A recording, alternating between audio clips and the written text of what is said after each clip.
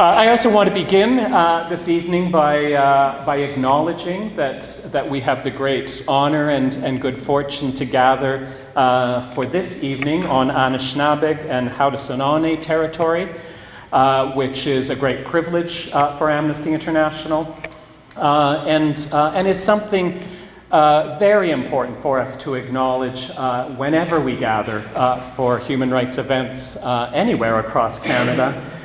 Because working to protect, promote, and uphold the rights of Indigenous peoples, as you'll hear in my remarks this evening, is an essential, central priority for us here in Canada. There's no way you can be an active, prominent human rights organization in this country and not devote considerable time and attention to what, by any measure, is our longest standing and most disgraceful human rights shortcoming. So a real honor to be here in this territory this evening. And I think that gives us an opportunity to remind ourselves of what that signifies. That we do gather in this territory. It does speak to us about human rights, obviously. But I think very profoundly it reminds us of the precious and shared responsibility we all have to embark upon, to advance and make progress with our shared responsibility around reconciliation in this country. So tremendous to be here for that as well.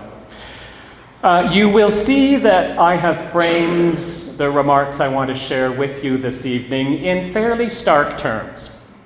And I want to begin by acknowledging that as well. Because, and I'm sure I'll probably see a number of heads nod as I say this, we come together this evening, friends, in the midst of tough times when it comes to human rights protection. It is not a light and easy world out there on the global human rights front.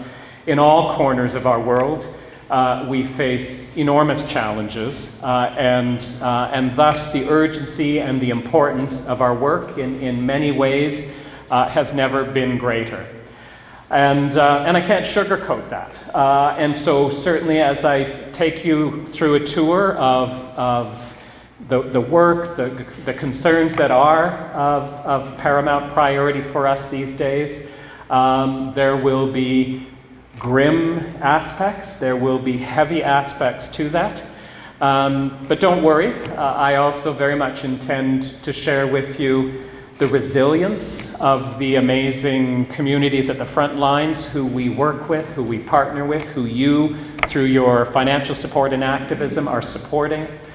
And also the victories that we see, because even in tough times, it's the power of you, of us, across this region, across Ontario, across Canada, around the world coming together, that truly does make human rights change happen. And happen it does, absolutely. And I certainly intend to leave you with a sense of re-energized, renewed purpose and commitment to the struggle for human rights. So yes, standing up for human rights in a turbulent and polarized world, and there's three pieces of that I hope will come through as I take you through my comments. One is standing up, and I'm certainly going to share with you the ways in which we do that. We will continue to do that, and absolutely must do so. This sense of turbulence, the conflict, the bloodshed in our world these days is a cause of immense suffering and is at the heart of so much of our human rights work.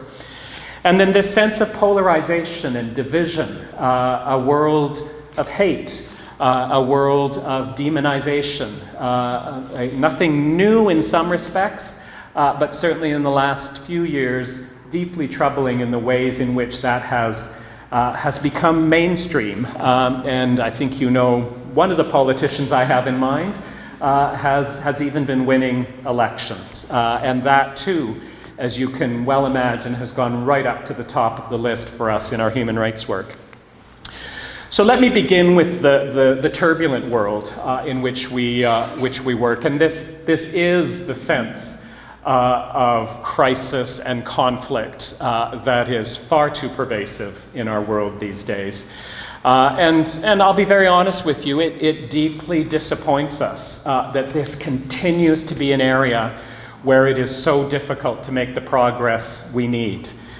Years, decades ago, world leaders, many of them, after the Holocaust, after the Rwandan genocide, spoke out eloquently and assured us that we've moved to a never again world, that there would never again, nunca más, be those kinds of situations of atrocity and genocide that have been far too many over many decades. But I don't need to highlight to all of you that we haven't achieved that world, and if anything, especially over these last 7 or 8 years, it really feels that rather than the never again world, we've moved into a world that is really again and again and again.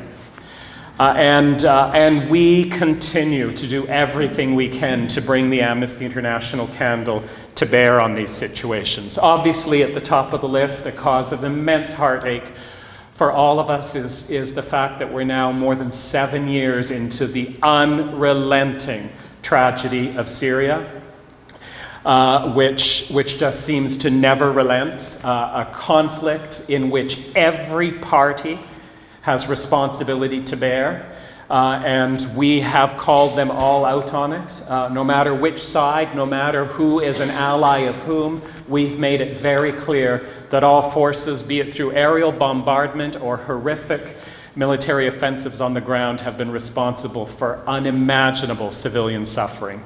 And we will continue to do that.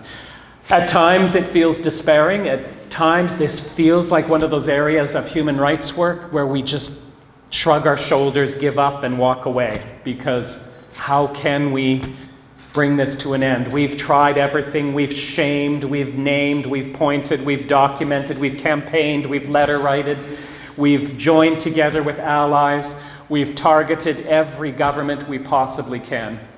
But what we know in Amnesty, and that's what the candle stands for, is we don't walk away. We never can walk away.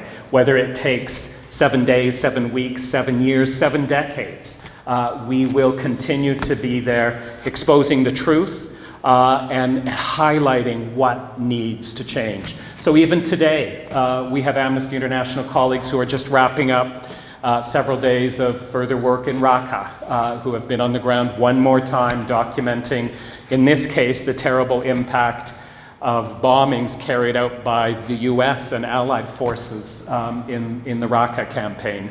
And we will, on Friday actually, be having a press conference in Beirut, once again presenting those findings and once again renewing our call for international action to bring this terrible conflict to an end.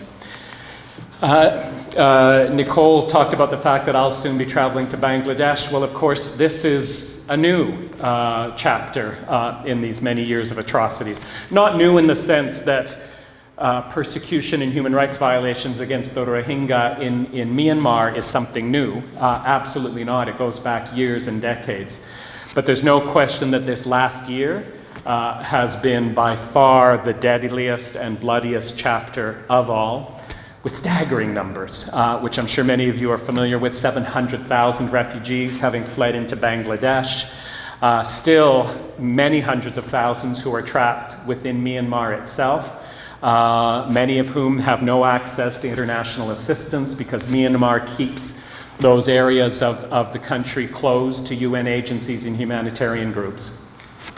We're active on many fronts. We're certainly doing everything we can to address the ongoing human rights violations in Myanmar, and in particular are pursuing actively that there needs to be justice and accountability for those who are responsible, the generals who have planned and orchestrated this last year of horrific human rights violations. We're also very focused on the situation that the refugees face, and that's why with some urgency we're sending this mission that I will be part of in November, because we're very concerned that Bangladesh, which has been incredibly generous in receiving this large influx, is nonetheless making some very worrying signs that they may be prepared to start sending refugees back to Myanmar. They're also talking about transferring refugees to what by any measure are terribly inhospitable locations, a sandbar out in the Bay of Bengal, which is overrun with flooding and storms during monsoon season. So there's much for us to be active in the short term just to ensure that refugees remain safe while we wait for the longer term change and end of the conflict in Myanmar itself. One of the things I want to say about the work we've been doing on Myanmar is this is one of the areas where we've really started to explore what new technology offers us in our human rights work. And in particular, one of the things that's been really innovative here is we're kept out of Myanmar, or at least that part of Myanmar where we would need to be on the ground doing direct research. But what we've discovered is that we can actually use satellite imagery in very creative and innovative ways, and are getting access to satellite imagery and then experts who are helping us to read and make use of that in ways that make it very easy now to document where villages have been destroyed, which houses have been destroyed in those villages. Then we talk to refugees in the refugee camps and find out who lived in the homes that had been destroyed, and through that are able to develop a clear, documented pattern of the nature of the ethnic cleansing that has taken place, for instance. And we're going to continue to do that, to explore all of the ways that technology, which I think we often think of as something that, yes, we're using more and more in our campaigning, you know, Twitter and social media and all of those sorts of tools, but it actually plays a very important role in strengthening our research as well.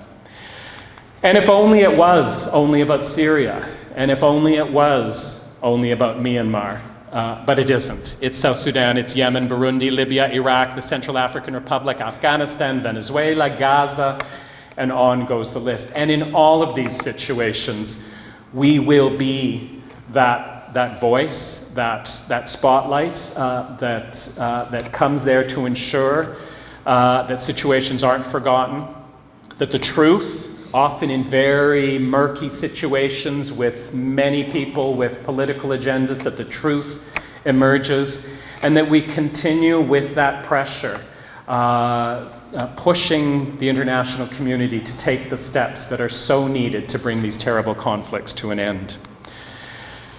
Now, the other word I had up there at the beginning was this polarized world in which we live, which could lead to a whole host of further descriptions, this world of hate and fear and demonization and suspicion and targeting. And this is not only my Donald Trump moment, but yes, this is my Donald Trump moment, because obviously in many respects he is the iconic and deeply troubling global poster child of how troubling this trend has become. Not to suggest by any means that scapegoating and toxic bigotry and racism and misogyny and homophobia and all of the other aspects that go with this are new to any society. Of course not. But with some exceptions, for the most part, they've generally been at the margins and the extremes. Extremist political groups, the fodder for tabloid newspapers. But more and more, this is an ugly politics that has gone mainstream, and as we've seen in the United States, has even won high office in what is arguably still the most powerful nation on earth. That is very troubling from a human rights perspective, obviously, and I can assure you that we are seized of this in our human rights work in very important ways. Our colleagues with Amnesty International USA spend every minute of every hour of every day preoccupied about this strategizing, mobilizing, trying to think about the best ways to respond, whether it's targeted responses, getting directly to particular members of Congress, whether it's widespread mobilization, getting people out in the streets and actively working within their communities, and a little bit of everything. It's obviously had many different manifestations to it. This particular series of photographs is the reminder of the ways in which refugees and migrants in particular have suffered so greatly. That's Donald Trump with his very first of what became several executive orders around the Muslim ban and the wall. And then pictures at the bottom that are reminders of the wrenching reality earlier this year and still continuing of the ways in which migrant children have been separated from their families, where families themselves with children are being detained in terrible conditions. We have a new report out today, actually launched in Washington, with our latest findings that make it clear that the numbers are actually much higher than the US government has been admitting to these last few months in terms of how many children have been separated from their families.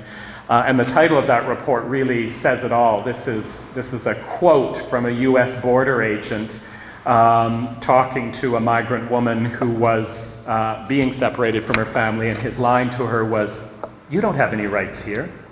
And that's what we've titled the report. And I think in many respects that sums up the agony about what is playing out on that border. But this is an area where there has been an immense response. Certainly in the United States, the response was unprecedented. Mobilization, demonstrations, legal challenges, and those have had impact. There have been wins in the court. The Trump administration did roll back some of the worst aspects of the policy. So it's a clear indication to us that this is an area where there is potential to have victory, and we will continue to press ahead. But it isn't only about Donald Trump. That's Duterte in the Philippines and Salvini in Italy, and this is the razor iron fence that Orban has constructed on the southern border of Hungary to keep refugees out. That's Putin in Russia, that's Maduro in Venezuela. And I could have others up here in this notorious rogues gallery. And in all of those countries we are responding, and in almost all of those countries, in fact, we have an Amnesty International presence on the ground. There is an Amnesty International section in the Philippines, in Italy, in Hungary, in Venezuela, not in Russia, but maybe someday. But I just want to share with you the incredible respect and admiration I have for my colleagues in all of those sections, for whom this is their daily reality, is trying to confront what has been unleashed by their leaders, and doing so with amazing courage and tenacity in ways that they provide real solidarity and support to other local organizations who are very beleaguered and who are in many respects facing, I mean, it's hard going in the United States responding to Trump, but colleagues working in these countries are actually often fearful for their lives. They're fearful for their safety. And those are our colleagues, our Amnesty International colleagues, and they certainly deserve our greatest admiration and respect. One piece that draws together these two aspects of turbulence and hate is the global refugee crisis that has been unleashed. And I'm sure I don't need to recite the numbers. You've probably seen headlines or come across this in other ways. The numbers are high. The United Nations High Commissioner for Refugees says that now well over 65 million people around the world have been forced to flee their homes because of war and human rights violations. About 23 million of whom have made it across a border into another country and become refugees. But 42 million of whom haven't been able to make it to that border and are still trapped within their countries, known as internally displaced people. So yes, the numbers are high. It comes out to about 1 out of every 112 people in the world now who have been forcibly displaced from their homes. So yes, there's talk of a crisis, and it feels like that. What I do really want to highlight, though, is we have to absolutely understand that the crisis is not the refugees themselves. And the crisis, in many respects, isn't even those numbers, as high as they were. And I began trying to kind of overwhelm you with a sense of those numbers. They are high numbers, but they're not beyond our global capacity to respond to. But there is a crisis. The crisis is in our response. The crisis is the fact that in our world today, governments spend more resources, energy, political capital on finding ways to punish and restrict and obstruct refugees, rather than in responding with the generosity, safety, and protection that is the right of refugees and the obligation of all nations. That, my friends, is a crisis, and it's a crisis that is a source of immense disgrace to the global community. Amnesty is very actively campaigning on this. We have a global refugee campaign underway right now, and we, as part of that campaign, continue to highlight situations of urgent concern, thus the upcoming mission to the Rohingya camps in Bangladesh, but also pushing governments to commit to the kinds of reforms that will finally ensure that the world works together to protect refugees, rather than a global system in which states feel totally justified in going it alone and simply keeping refugees away. Another aspect that's of immense preoccupation for us in our global work these days, and again, it's something that brings together this sense of conflict and turbulence, is the degree to which the women and the men and young people who, in many respects, should be the most celebrated of any society anywhere. The frontline, courageous champions who defend human rights, who do so by researching, educating, mobilizing, by offering solidarity. They may do so in small ways in their neighborhood. They may be leaders within their city. They may be well-known figures nationwide. Surely by 2018, we would have a world which recognizes they do precious work that is in our shared interest wherever we live. But quite the contrary, in 2018, it is more dangerous than it was in 2015, and more dangerous than it was in 2010 and in 2000. In other words, it's more dangerous than it's been in a long, long time to be a frontline human rights defender.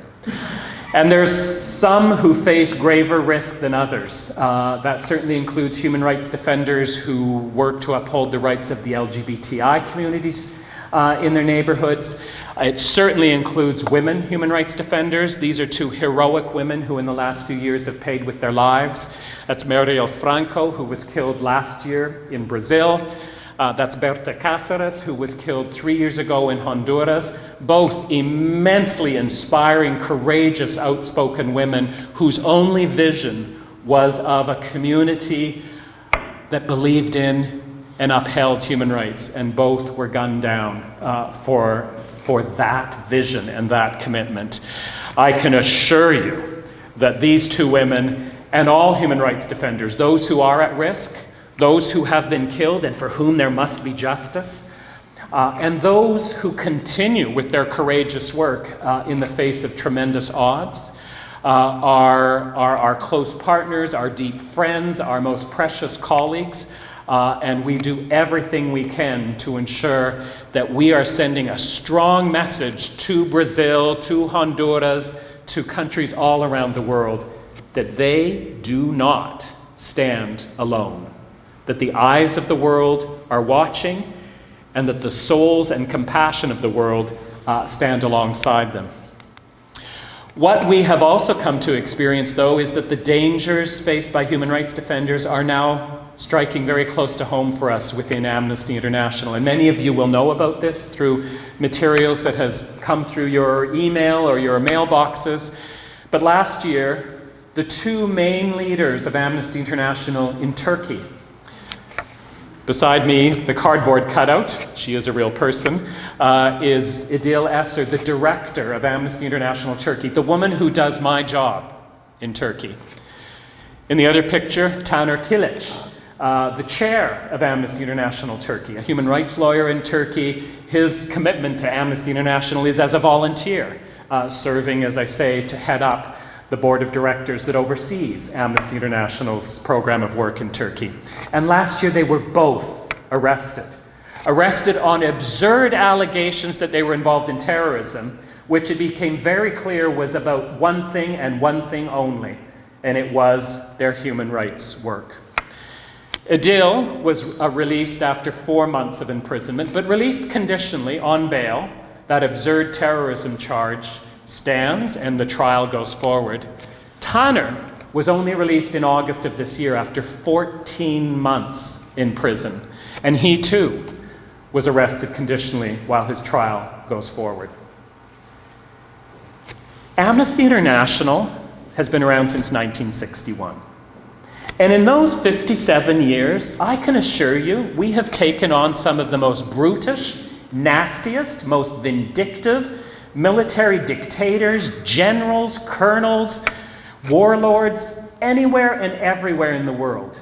57 years, this has never happened anywhere. That any government, let alone a NATO ally, has felt so emboldened that they can throw Amnesty International's 2 leaders in jail like this way, confident that the world might shrug its shoulders and express some dismay, but that there really wouldn't be much consequence. I can assure you, we mobilized like never before, and the progress we have seen in this case has simply been because we made the pressure impossible for the Turkish government to ignore. Now, I share that not because I want you to think that Amnesty International thinks that our human rights defenders matter more than anyone else's. Of course not. In fact, we often say exactly the opposite, because we often feel that we enjoy privilege and support and protection by virtue of Amnesty, its Nobel Peace Prize status, and that this won't happen, that we're the ones who can and should take the greater risks, that we're the ones who face greater prospects of safety. I share this with you, though, because I think it is a very chilling indication to us of how extensive this global campaign against frontline human rights defenders has become. If Turkey felt they could go after Amnesty International in this way, and that says to all of us why this work is so very, very important. So that's the upbeat global context. And I warned you, it is a troubling and challenging time. There's no other way around it. But let's turn to Canada and think about where we stand in the midst of all of this. You know, in many respects, there's a lot of good news coming out of Canada on the human rights front. And in particular, I want to assure you that globally, Canada, especially in the last few years, the change of government in 2015, and this isn't a partisan comment, did bring a renewed commitment to human rights, both domestically and globally. And that has absolutely been noticed, certainly within all sorts of circles, governmental circles, civil society circles, human rights communities right around the world. There is a sense of a new message, a new commitment, a new tone coming from Canada. And with all of those other troublesome characters who I've highlighted earlier, taking up so much oxygen on the world stage these days, that's very needed and very welcome. And we need to embrace that as Canadians. And as you'll hear from the things I want to share with you, what it says to us is we've got to dig even deeper. We've got to ensure that the areas where there's some inconsistencies and inadequacies in perhaps fine words, not always being backed up by real action, that we truly do make it clear to our current government and to all those who seek governance in this country, federally and provincially, that this is the vision we want. So certainly refugee protection is one of the areas where there was a major change in tone following the election, and where in particular, of course, 2016 became quite a spectacular and magnificent year, and I can only imagine there's any number of you here tonight who either directly or indirectly through your church groups or family members or in your workplace were involved in that incredible national effort to resettle 45,000 Syrians to Canada during the year 2016. And that's tremendous and commendable and important. You know, the next word is but.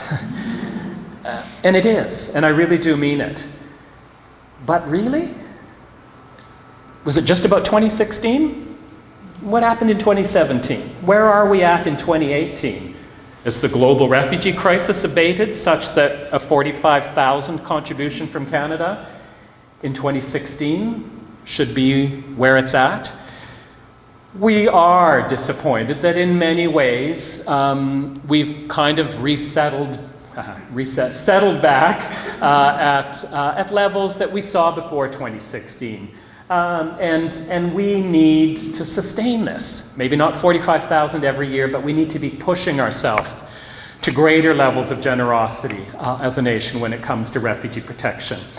There's the South Sudanese in Uganda. There's the Rohingya in Bangladesh, and so many other corners of the world. There's an immense refugee crisis playing out right now in our own hemisphere, with well over 1 million Venezuelans having fled Venezuela in the past several months.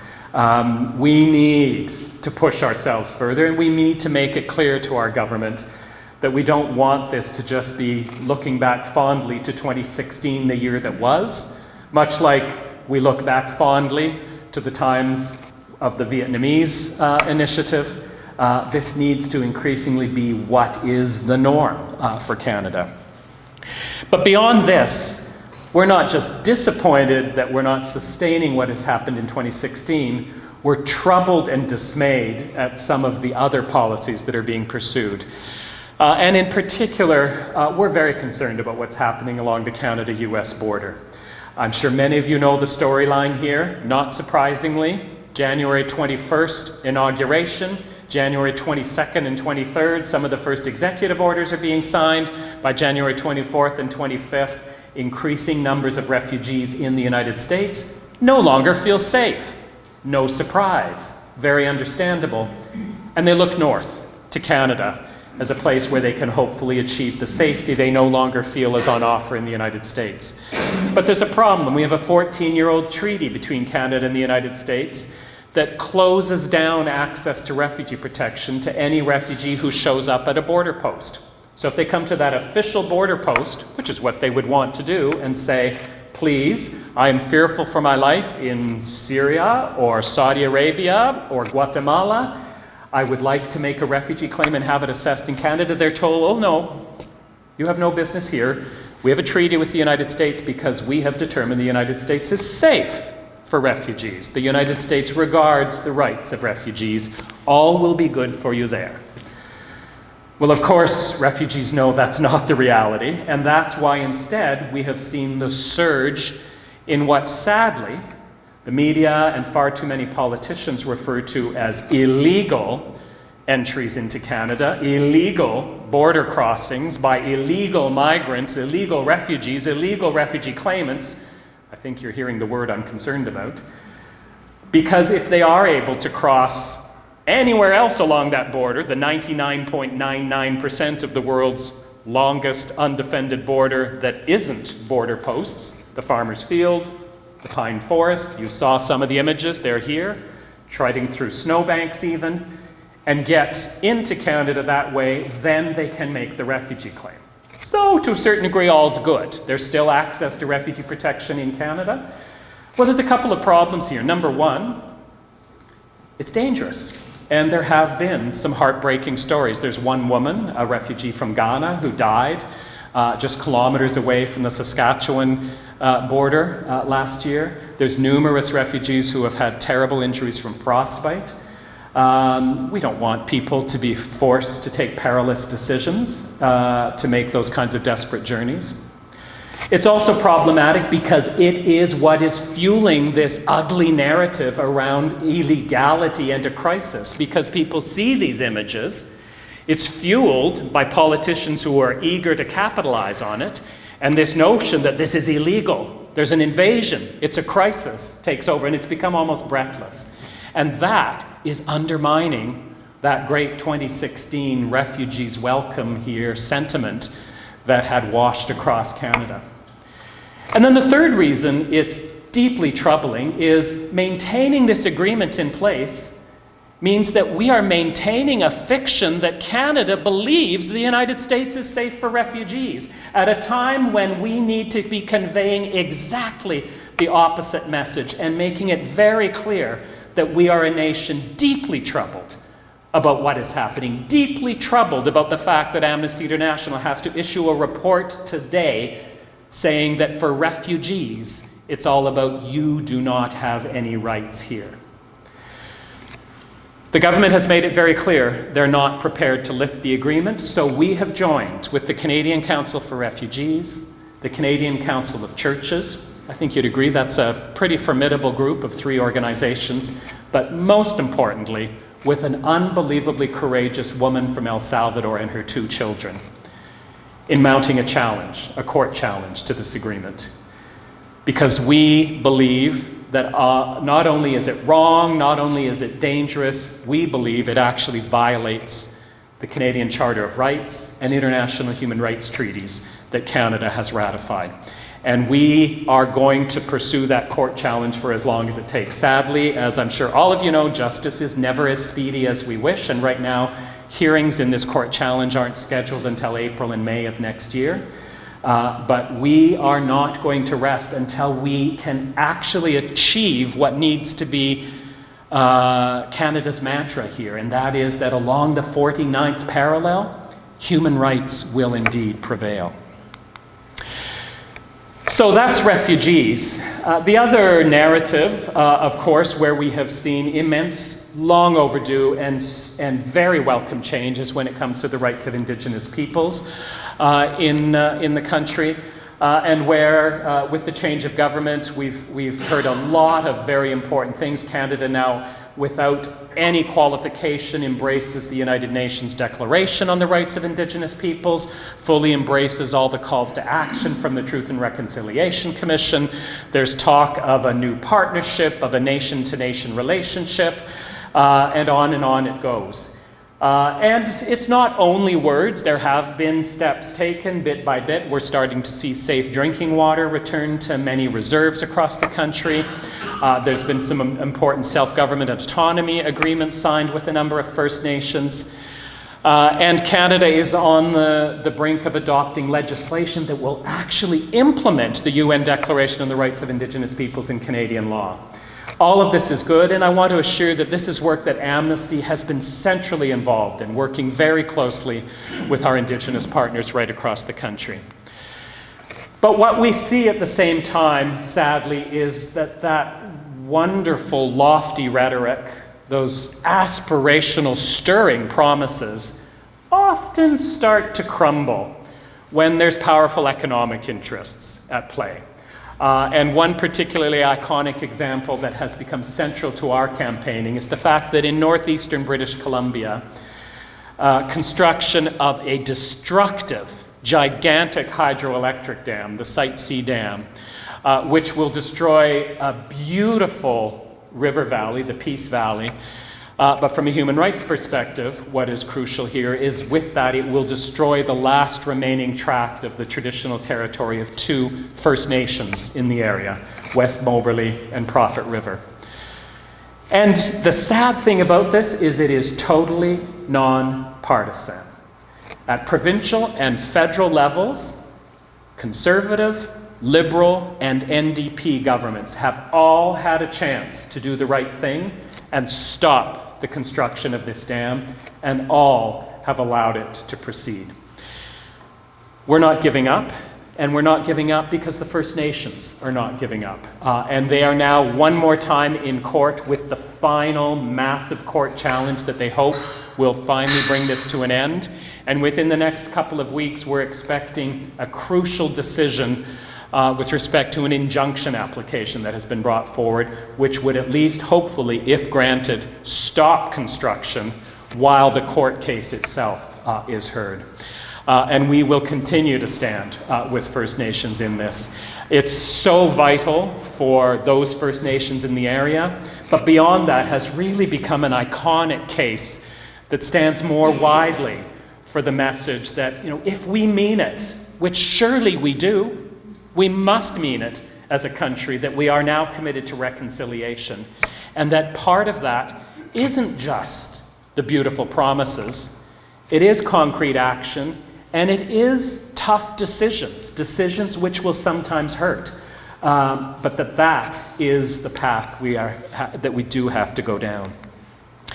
Another example is the fact that there's a number of places across the country now where either with dams, as is the case with Muskrat Falls in Labrador, or with massive logging operations, as we've seen with Grassy Narrows here in Ontario, where we're seeing stunning levels of mercury contamination in First Nations communities. Levels of mercury that we would not accept for even the tiniest little hamlet in a non-Indigenous community, but are prepared to tolerate in Indigenous communities. And they are saying, no, enough is enough, and we're standing with them in that as well. And then, of course, we have the ongoing agony of addressing what is, in many respects, Canada's most shameful human rights crisis of all, the decades and decades of staggering levels of violence and discrimination against Indigenous women and girls in this country. We started campaigning on this in 2004. We were absolutely ecstatic and celebrated with family members and our frontline partners in 2015 when the new government announced that there would be this inquiry that had been sought for so many years. Obviously, any of you who follow it know that it hasn't been a straight road from there, that the inquiry has faced a number of challenges, both internal and external. It will wrap up next spring, and we don't know yet what will emerge. We're involved. We have intervener status there. But we do need to see it through to the end. We need to do everything we can to ensure that what emerges is the strongest report and recommendations that possibly can emerge, and that we then double down in ensuring that the important recommendations, the ones that will actually finally begin to address this crisis, are taken up. So there's certainly more work ahead. The third major area where we've seen a huge change in tone and tenor is, of course, when it comes to women's human rights and gender equality. And here I don't even have much to say in terms of but. I think there's a lot here to feel very heartened about, and all of this is areas of work where Amnesty International has been very centrally involved. So the top picture is the launch of Canada's Feminist International Assistance Policy. Last year, an incredible new approach didn't come with more money, but at least a new approach to our development assistance that puts women's human rights and a feminist approach to delivering aid and development right at the center. The bottom is a groundbreaking conference that was held in Vancouver this past summer, bringing together 30-plus governments to talk about LGBTI rights, co-hosted by Canada and Chile. Huge progress there. Even just a few years ago, the notion that any two governments would want to stand up prominently on the world stage and host a major intergovernmental conference on LGBTI rights instead of kind of ducking and looking at the ground is a huge step forward. Amnesty was at that conference, and we were welcomed in to participate in a lot of the special sessions between the leaders and civil society representatives. We've had great progress in Canada in finally recognizing and enshrining transgender rights in Canadian law. And this came into force last year in both the Criminal Code and the Canadian Human Rights Act. We now guarantee equality and safety for transgender individuals. And just as a little reminder of the fact that we don't always see things eye to eye with our southern neighbor, is Donald Trump's tweet. As we know, much of it comes out through tweets, where he's going in exactly the opposite direction. This, of course, was the famous tweet where he announced that he was no longer going to allow transgender individuals to serve in the U.S. military. Didn't think to consult with any of his U.S. military leaders before doing so. And in this area, one of the things I really want to shine the light on, and which I think we should really feel proud of as Canadians, is the way Canada stood up on the world stage in August of this year and very much made it clear to the Saudi government that we want to see action taken to protect women's rights activists in Saudi Arabia. You all know what happened, a bit of a spat, to say the least. But I think what is particularly commendable here is that when the going got tough that week, and it got going pretty tough pretty quickly, and every day there was a new chapter to it, Canada did not relent. In fact, several times during the course of that week, our foreign minister and our prime minister stood by that position, made it very clear that we were not embarrassed, we'd not been mistaken, we weren't about to backtrack on saying that imprisoned women's rights activists need to be released, that was the right thing to say, and that we will continue to say it. And even more recently, a couple of weeks ago, when Saudi Arabia's foreign minister made it very clear that the only thing that will make things right between Canada and Saudi Arabia is a full, unconditional apology. And again, Minister Freeland and the Prime Minister made it very clear that Canada has nothing to apologize for. We will continue to stand up for women's rights activists in Saudi Arabia. So that's a proud moment for us as Canadians. I'm sure many of you probably noticed that there wasn't exactly a rush of other governments to stand by our side. I can assure you I have Amnesty colleagues everywhere, all around the world, who are doing everything they can to cajole and shame their governments into following Canada's lead. If not in this round, the next chapter. As many of you know, there's another storm brewing right now with the Khashoggi case, the Saudi journalist who has disappeared. And I think we all fear for his fate in the Saudi consulate in Turkey. That is another opportunity for governments to be pushed to finally find their voice and speak out about human rights concerns in a country which has one of the worst human rights records anywhere on earth. Which brings me to another area where the record isn't quite as commendable for Canada, and this is the arms trade. Many of you will know that at the heart of, let's go back to the very beginning when I was talking about those situations of atrocities around the world. In every one of those situations, it is an unbridled access to easy arms and weapons that fuel the abuses. And they're never made in the country concerned. South Sudan does not have an arms industry. Myanmar doesn't have an arms industry. Syria doesn't have an arms industry. All of those arms are sold, transferred, smuggled, gifted from countries outside, the bulk of which come from the big countries, the United States, Russia, China, the UK, France. And we have a world right now which can't even get its act together to impose UN-level arms embargoes on some of those very countries I just named. Only 3 months ago did we finally get an arms embargo on South Sudan. There's no arms embargo on Yemen. There's no arms embargo on Syria. There's no arms embargo on Myanmar. But we do have an arms trade treaty. Just 5 years ago, finally, and after years of campaigning by Amnesty and partners, we got there. A treaty which finally brings human rights rules to the global arms trade. Good news.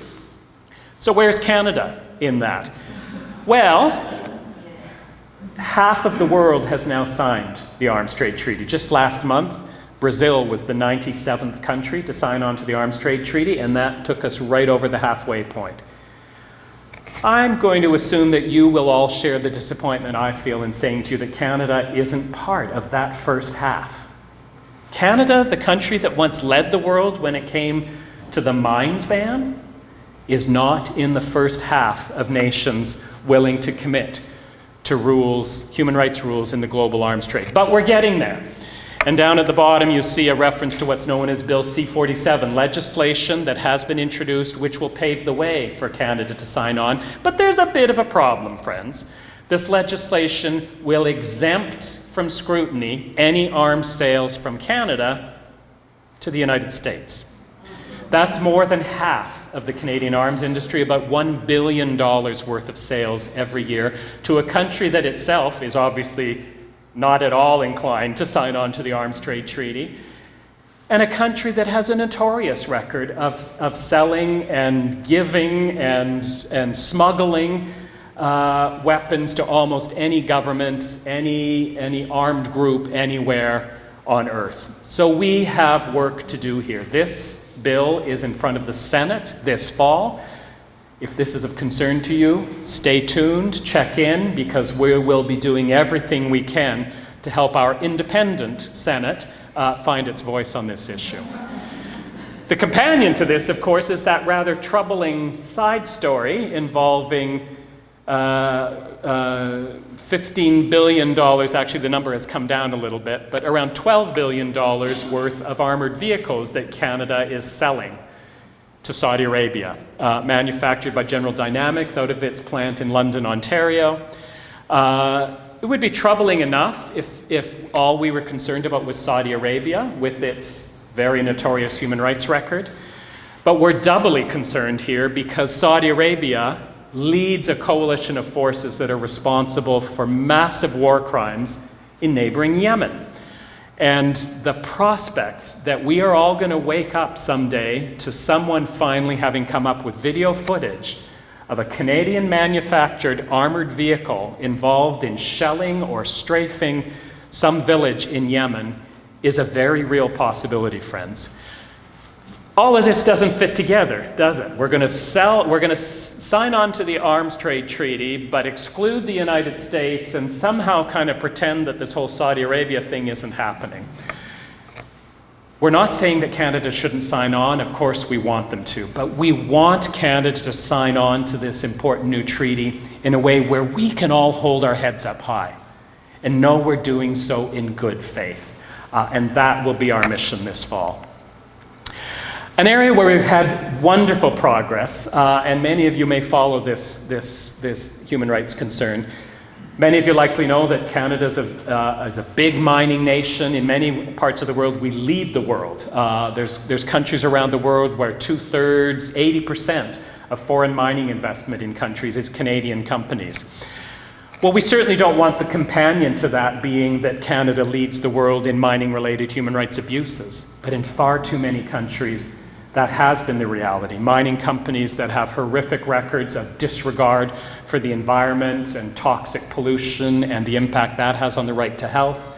Too many areas where mining companies have had total disregard for the rights of Indigenous peoples, in areas where mines and oil and gas exploration is happening in traditional lands. Too many parts of the world where mining companies' security forces have been responsible for terrible acts of violence.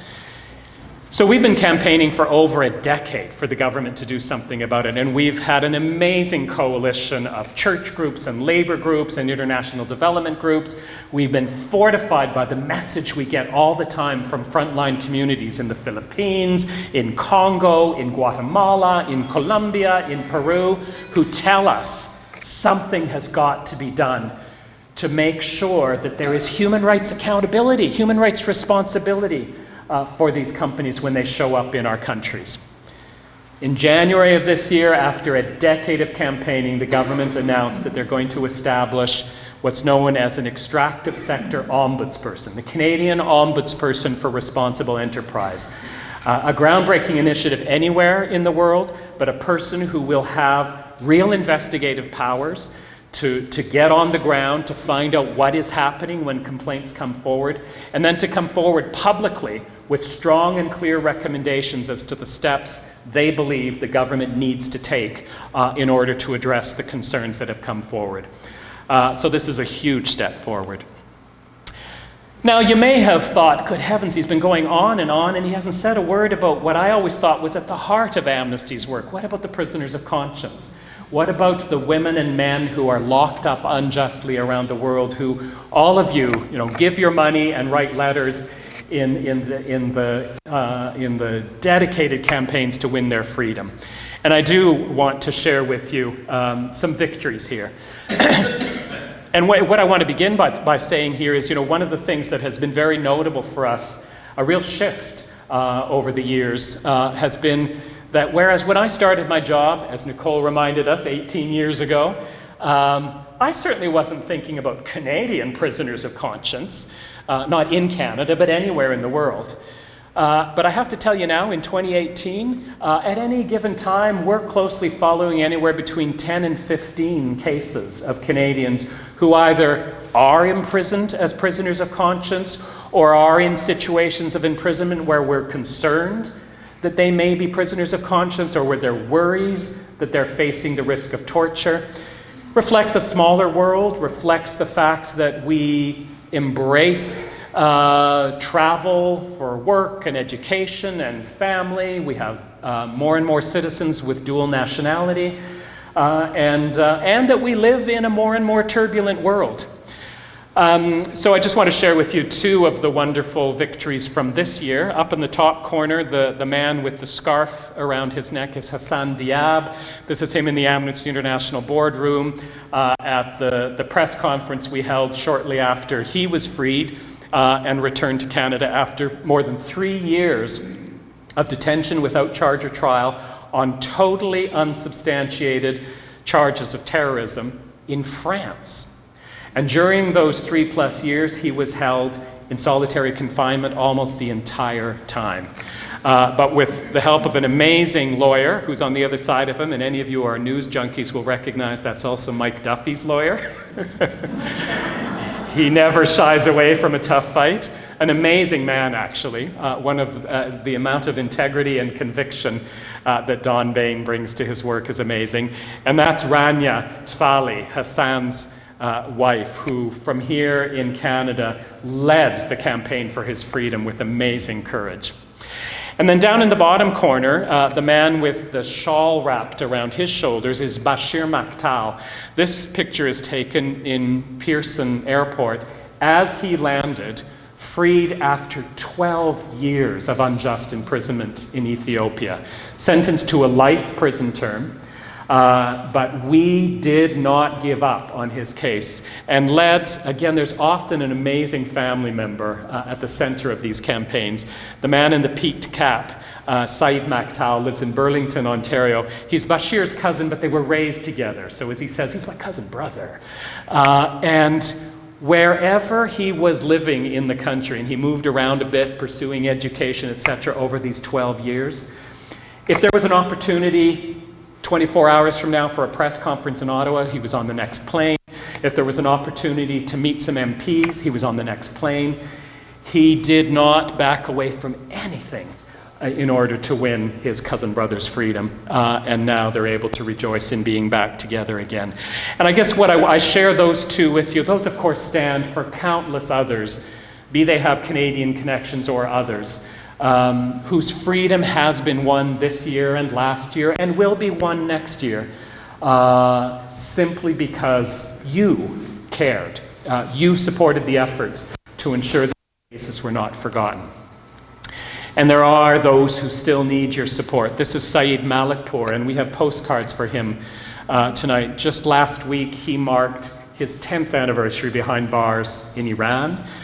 He's a Canadian permanent resident, again with an amazing family member. His sister, who lives in Vancouver, who is a Canadian citizen, again stops at nothing to do what she can to keep his case in the public eye, to keep pressure on the Canadian government to do everything possible. Please sign a postcard. If there's any left, take some home.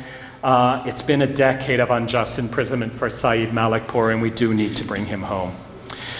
So now I want to wrap up by sharing with you, what does this all mean for us? I've shared with you a grim and challenging global context. I've taken you through the ups and downs, the complexities, the positive, the less positive aspects of where Canada stands in the midst of all of this. But at the end of the day, as we move forward, addressing those global challenges, doing what we can to fortify Canada's domestic and foreign policy. Oops, we lost the slide there, Nakeem. It does need to be about standing up and standing strong and speaking out in all the ways we possibly can. And I want to, I'll start, no, I won't, okay, there we go.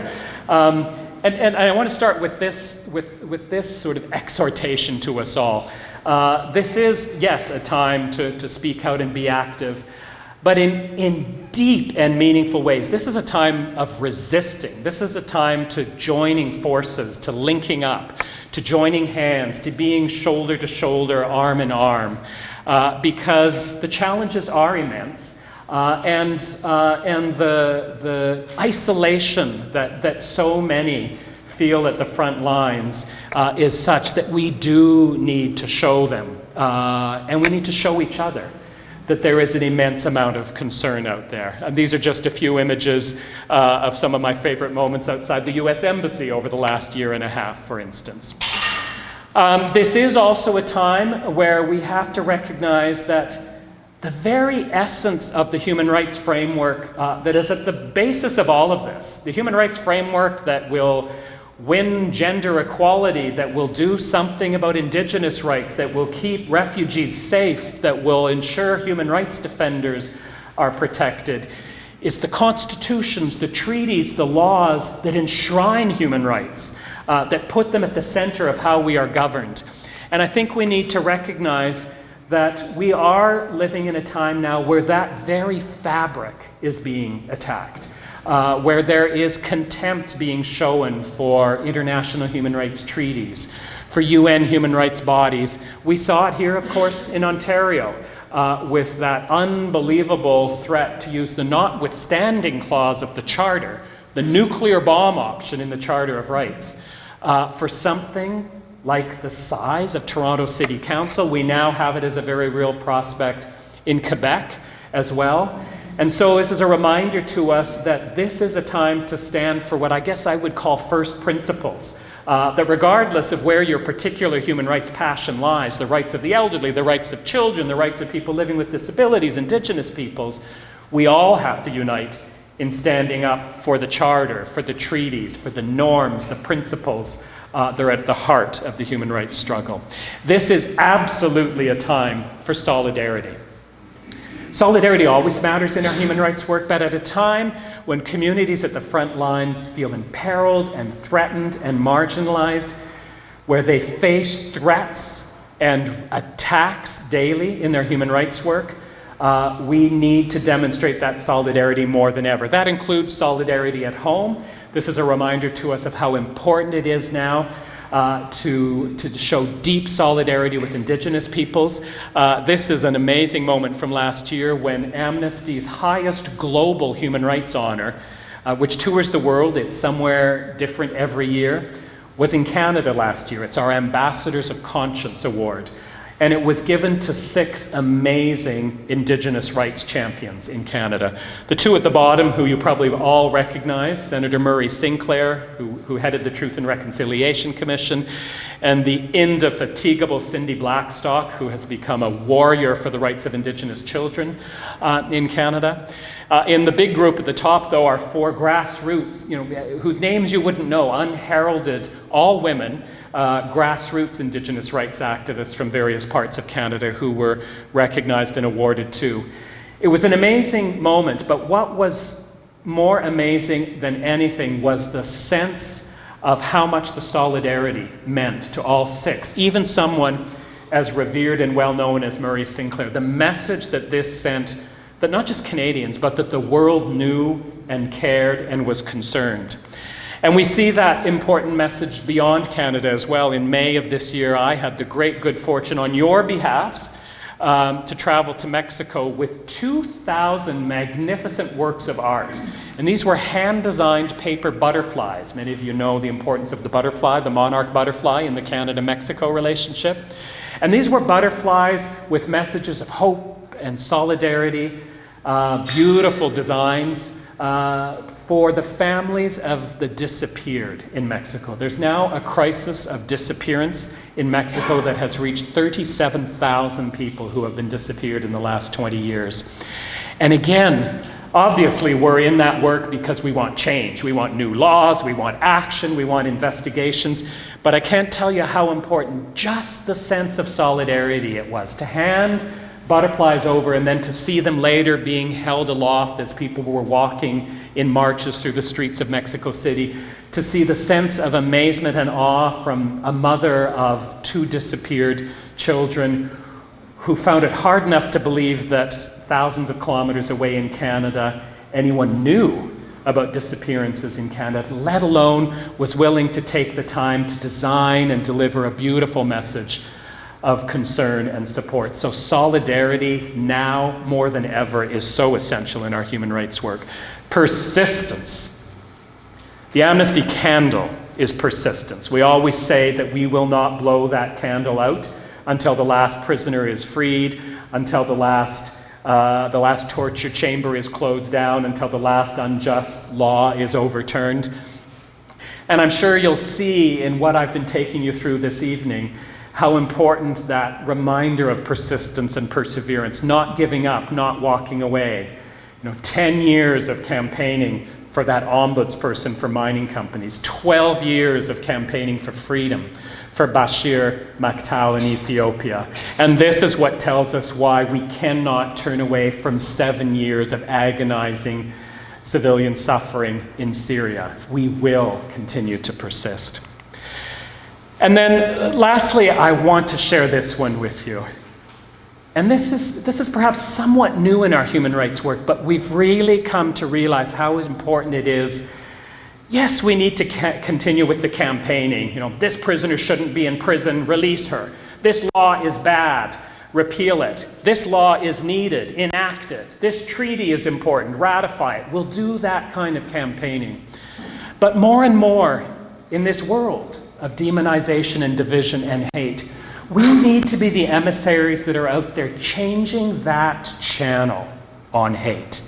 Being the ones who bring a different message. Be that simply to the one-on-one conversation you have with a neighbor, or some odious question you hear posed at a town hall, or some awful editorial in a newspaper that cries out for a short letter to the editor in response. And it need not be about quoting sections of the Charter of Rights and legal judgments. It needs just to be a message that says, no, it's not about hate. It's about inclusion. It's about tolerance. It's about diversity, that is the world we all strive for. And that increasingly will be at the heart of our human rights work. And let me wrap up by sharing with you a very short video that I think brings home how important this is to our work, this idea of changing the channel, and how central it is becoming to everything we do.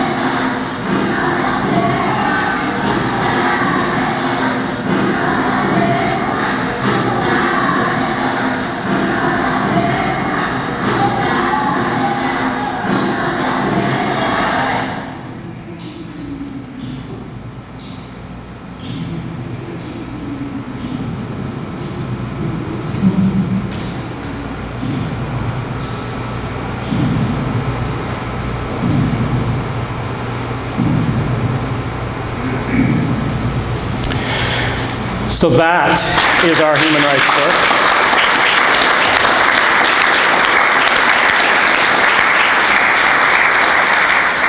Obviously work that is about those last three words, change the world. But actually the word I want to leave with you above all else is the one a couple of screens before that, and that was together. Because that is what human rights work is all about. That is what being here tonight is all about. And that is what you bring to the human rights struggle. You come together through your financial support, through the petitions you sign, when you have a conversation with your daughter or a neighbor about a human rights concern. That's us coming together. And that is what is changing the world, even in these difficult times, friends. And that is what will continue to change the world in the months and years to come. So thank you for your part in all of that.